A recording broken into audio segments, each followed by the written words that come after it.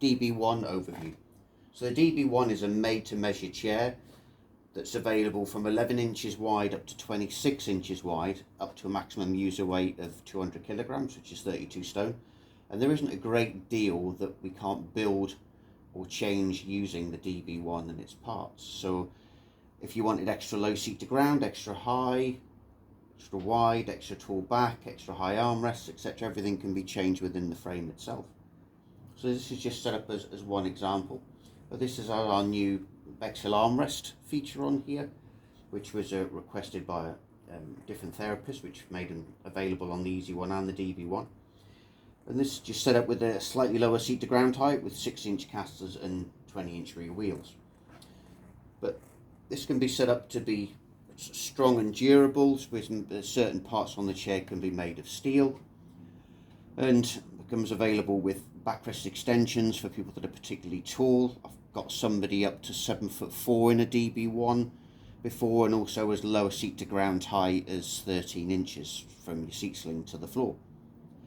The various different options are interchangeable within the chair, so your footrests change from standard footrest mount to the clip-on hanger such as this, to your swing away version, and also elevating leg rest, remedial limb support. And you can do that like with a rigid foot bar as well to make it more of a stronger chair at the front, and also make it look more like a rigid frame if necessary.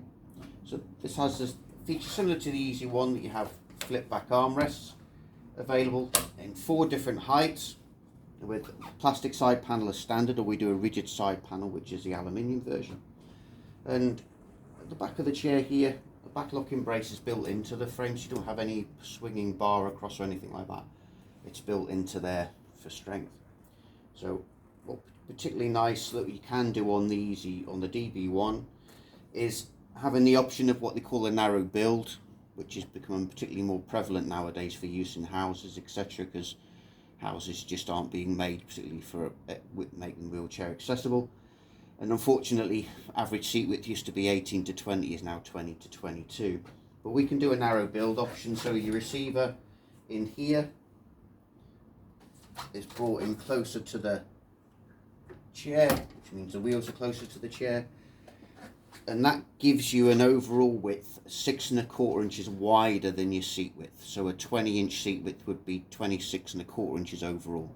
So you know you're getting that chair through certain other doorways which other chairs wouldn't be able to do. And we can do a flush hand rim option as well, which will take it down just to 6 inches. So we take away the spaces here and make the hand rim flush on the wheel, so you'd be 6 inches wider than your seat width on that option. Just be mindful of the client then having to propel mainly on the tyre, but it's a small sacrifice considering how that makes it much more accessible around for shops and doctor surgeries and things like that. So brakes, standard mount here, we do an extended version, we do hub brakes. We'd also do hub brakes on the heavy duty wheel as well. And rear wheel size anything from 315 to 405, so 12.5 inch, 16 inch, 18, 20, 22, 24 and 26 inch wheels, so you can really play around with the rear seat height.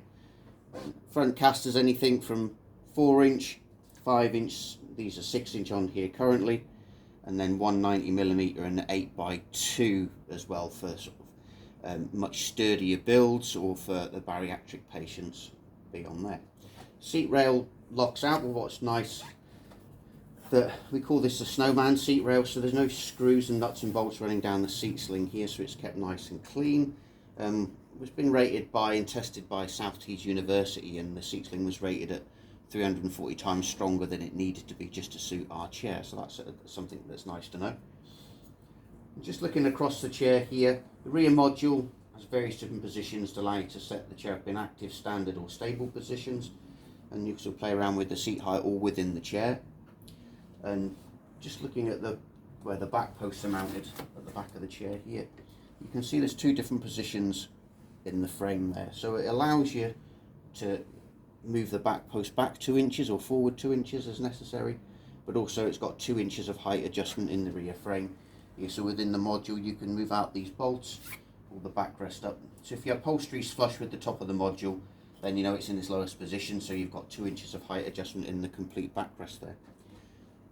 Non-folding back post is a not standard option. You can have that as a fixed back post, no fold, or this is a heavy duty version, which is this is all metal, just if someone's a little bit heavier on the chair and the back post as well.